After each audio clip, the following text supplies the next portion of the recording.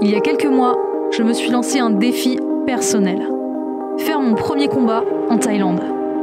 Un combat sans protection et sans expérience du ring. Afin de me préparer dans les meilleures conditions possibles, je me suis rendu sur Bangkok au Max Sport Gym, un des meilleurs camps de Muay Thai au monde où pendant 2 semaines, je vais vivre boxe, manger boxe, dormir boxe. 2 semaines d'entraînement, d'efforts, de souffrance, de plaisir et d'émotion.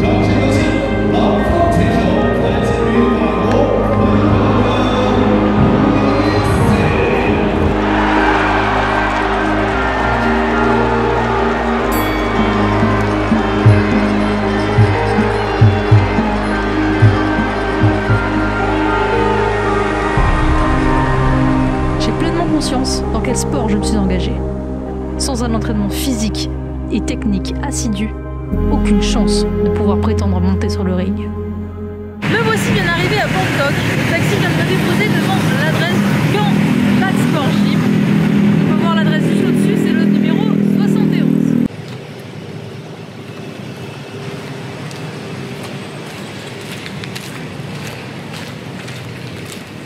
Bon, je vois qu'il y a un concert à ciel ouvert. Ça a l'air d'être une rue qui est très animée. J'espère que ça ne va pas me déranger pour dormir le soir.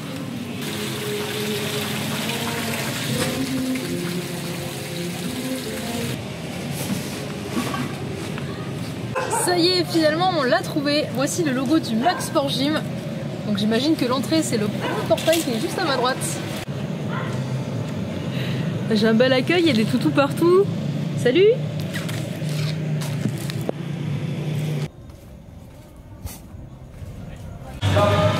Hi. Bonjour, tu parles français?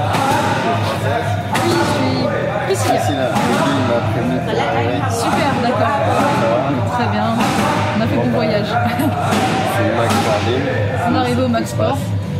Très bien. Je te fais visiter. Les compétiteurs, ils ont déjà fini ensemble. Après, il y a les loisirs. D'accord.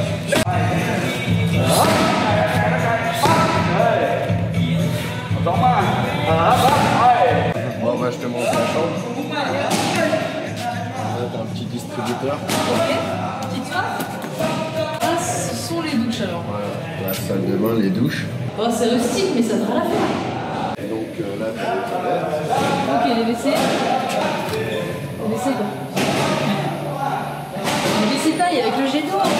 Donc certains boxeurs dorment ici. Ok. Dorment ici. Donc tous les boxeurs sont là-haut. Je te laisse les clés. Merci. Ce sera la première ici. C'est la numéro 1, c'est la première. Ah bah c'est très bien. Il y a une clim, il y a un ventilo. T'as même un super matelas. C'est un matelas au top. Donc voilà. Ah bah c'est super. Oui, il y a le ventilo, je pense que ça va bien servir. Je peux laisser tes affaires, c'est ta chambre et du coup là c'est l'heure de manger. Ok, d'accord. Donc je vais vous montrer la cuisine. Alors allons-y. Voilà, de ce côté. Et là, de ce côté-là, bah, je mets la cuisine. Il y a des plats qui sont déjà faits. Bah, si tu as une diète spéciale, ils ont dû prévoir quelque chose pour toi. Celui-là, j'imagine. Voilà, Sans sauce, sans sel. c'est qu'on mange. Ça, c'est leur zaman, c'est un des boxeurs aussi. Et ça, c'est un entraîneur. Un entraîneur, un boxeur. Ça monte plutôt bien. Je te remercie de m'avoir fait visiter le camp. Est-ce qu'on va se revoir? On va se revoir demain matin à l'entraînement. Ah, cool, d'accord. À quelle heure je dois commencer Donc le matin, on va courir à 7h. Ok, Donc à 7h, on se donne rendez-vous devant le camp et on va tous courir ensemble. ça marche.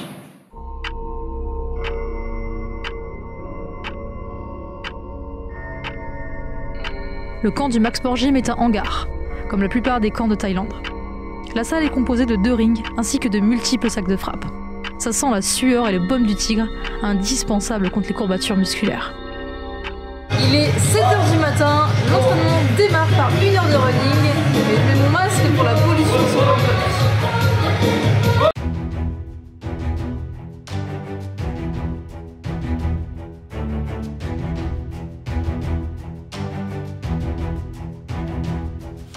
Chaque jour, les entraînements sont les mêmes pour tous les combattants. Ça commence à 7 h du matin par 1 heure de footing, suivi de la corde à sauter, ainsi que de très longues séances de shadow.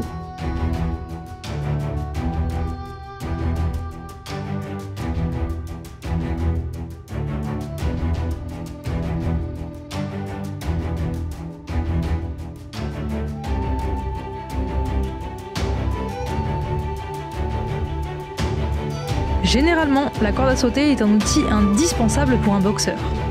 Premièrement, elle permet de travailler le cardio. Son deuxième avantage, c'est que tous les muscles du corps sont sollicités, surtout si celle-ci est lestée. Enfin, elle améliore la coordination. Après 15 minutes de corde à sauter, j'enchaîne sur du shadow boxing. Le shadow, c'est plus que des coups dans le vide. C'est la base de la boxe. Beaucoup de personnes ont tendance à croire que le shadow sert uniquement à s'échauffer les membres. Mais il est bien plus que cela. C'est un exercice qui demande beaucoup de concentration. Il faut imaginer son adversaire, plus précisément, capter son ombre. Ici, je dois faire appel à mon imagination. Je visualise un adversaire imaginaire. Le but étant d'affûter l'instinct dans ma boxe, à chercher la fluidité jusqu'à l'automatisme. Pour finir, le coach s'assure de ma bonne ceinture abdominale avec des séries interminables d'abdos.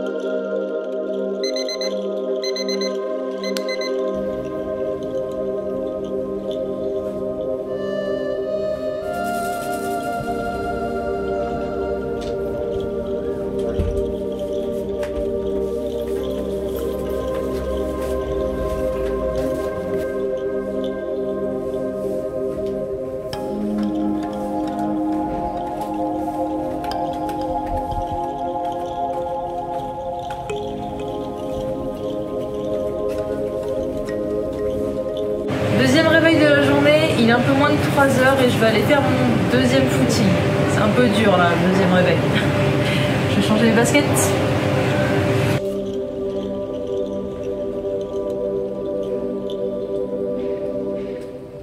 En début d'après-midi, à 15 h, c'est le deuxième entraînement de la journée qui débute par 1 heure de footing, suivi d'un entraînement épuisant au PAO, comme celui qui m'attend justement avec Don. Et là, croyez-moi, il vaut mieux avoir fait une bonne sieste avant.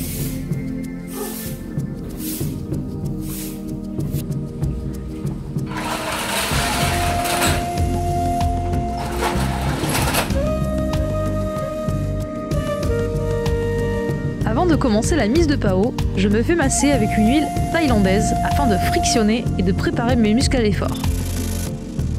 Le massage a contribué à ma bonne récupération. Il a été effectué entre chaque round. Chaque zone musculaire est passée au peigne fin pour éviter les courbatures. J'en ai ressenti un grand bienfait, cela me rend plus légère et moins tendue. Comme le matin, je réitère mon entraînement à la corde durant un quart d'heure. La mise de bande est une étape importante qui fait partie des services proposés par le gym, bien que je sache les mettre seul. Pour cela, j'enroule mes bandes en sens inverse. Le coach procède à la mise des bandes.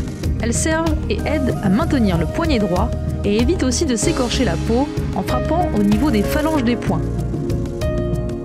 Elles permettent en plus de limiter la mauvaise odeur de transpiration dans vos gants. Et préférez les bandes plutôt longues pour effectuer des tours aux endroits les plus sensibles, mains ou poignets.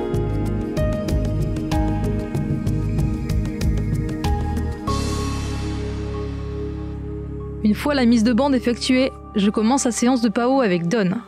Les PAO sont des cibles portées par un partenaire pour vous permettre de vous entraîner à donner des coups. Ils sont souvent utilisés par des pratiquants de boxe ou d'arts martiaux. Il y a de multiples bénéfices de travailler avec. Ici, pour mon entraîneur, les PAO permettent de varier les coups et de développer de bons enchaînements grâce aux différentes possibilités. Ce sont des cibles mobiles qui permettent de faire travailler la vitesse, la précision ainsi que la puissance. Quand je parle de vitesse, je parle bien évidemment de vitesse de coup, mais aussi de vitesse de réaction. Le défi est de réagir avec des coups rapides, précis et puissants. Comme pour tout entraînement, plus on pratique et plus ça devient naturel. Le but étant de se rapprocher au maximum du combat. Nous cherchons à améliorer le cardio, l'endurance et la capacité à récupérer. Il est important pour l'entraîneur de maintenir les PAO au-dessus de ses épaules afin d'amortir les coups. Don doit aller chercher chacun des coups afin de les amortir lors de la percussion. Concernant le travail des kicks, l'entraîneur doit conserver sa position de garde. Ses jambes doivent être ancrées dans le sol et ses coudes sont positionnés sur ses flancs pour encaisser les coups de pied. Une bonne position de PAO inclut une bonne hauteur et une bonne inclinaison de ces derniers. Une orientation de 11 heures pour le kick arrière et de 13 heures pour le kick avant. À chaque impact reçu, le teneur pousse sur ses bras et absorbe le coup avec ses épaules et le poids de son corps.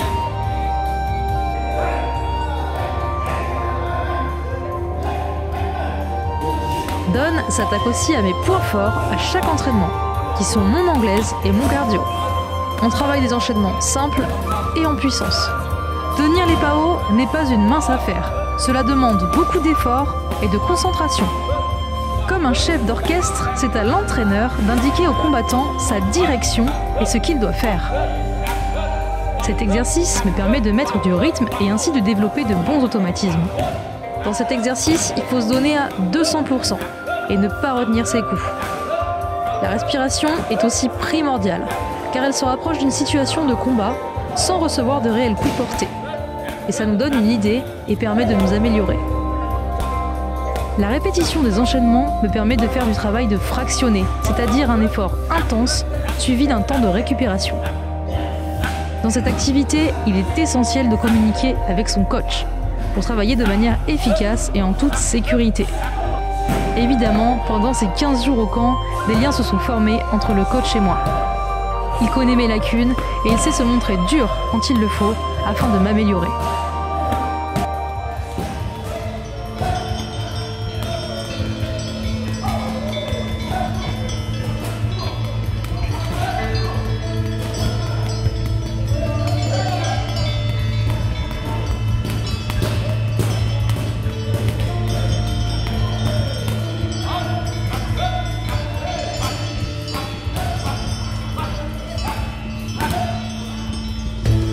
Je termine ma séance sur le sac de frappe qui permet le travail de la puissance, de l'endurance, la vitesse, la précision et le jeu de jambes. J'enchaîne des coups avec force jusqu'à l'épuisement. La préparation est à la hauteur de mes attentes. Les sensations sont bonnes. Les coachs sont professionnels et disponibles. Mais malgré tout, serai-je prête dans 15 jours? Relèverai-je ce défi? La peur de la défaite? La peur du déshonneur? Le Max Sport Gym a formé et a vu défiler tellement de champions. Jamie Vienno, Farid Villaume, Valentino Thibaut, Abdul Touré, Adam Noy et j'en passe.